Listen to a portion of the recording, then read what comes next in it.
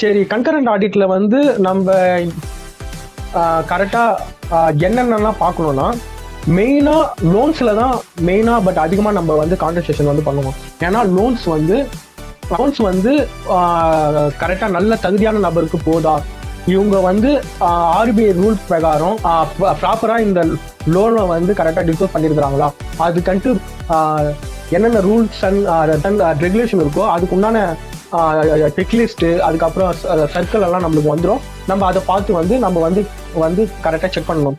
உதாரணத்துக்கு ஒரு லோன் வாங்குறாருன்னா, அது ஹவுசிங் லோனாக இருக்கட்டும், பர்சனல் லோனாக இருக்கட்டும், ஈவன் கோல்டு லோனாக கூட அதுக்கு உண்டான என்னென்ன ரூல்ஸ் அண்ட் ரெகுலேஷன் இருக்கோ அதெல்லாம் ப்ராப்பராக ஃபாலோ பண்ணி தான் ஒரு லோனை வந்து கொடுக்கணும். அந்த ப்ராசஸ் எல்லாம் கரெக்டாக ஆயிருக்கான்று பார்க்கறதுக்கு கன்கரண்ட் ஆடிட் வந்து ஒரு முக்கியமான வேலையாக இருக்கும். ரெண்டாவது